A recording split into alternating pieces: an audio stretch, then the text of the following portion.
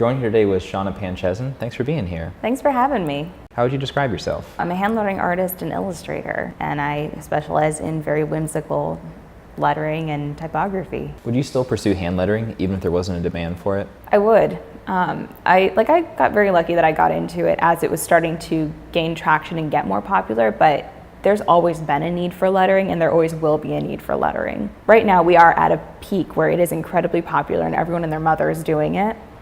And I'm actually looking forward to the day that it's not as popular. Like right now you have a lot of people jumping in who don't know the true price. They lowball their efforts, and then unfortunately that hurts everyone else in the industry, and they're just kind of regurgitating what everyone else is doing already.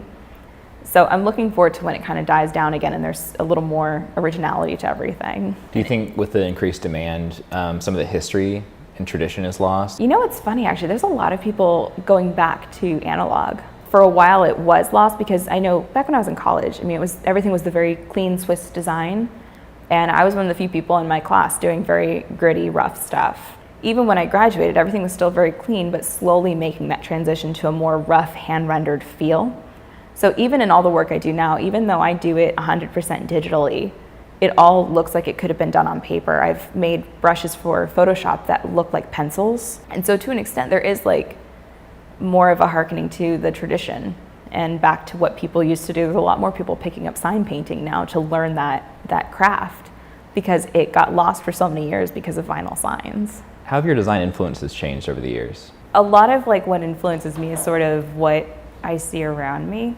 I'm influenced a lot more by vintage typography and like sign painting, things like that. How do you kind of find that balance between like pulling from inspiration and kind of just going into uncharted territory and doing your own thing? A lot of it is I just have to let myself just do and not think.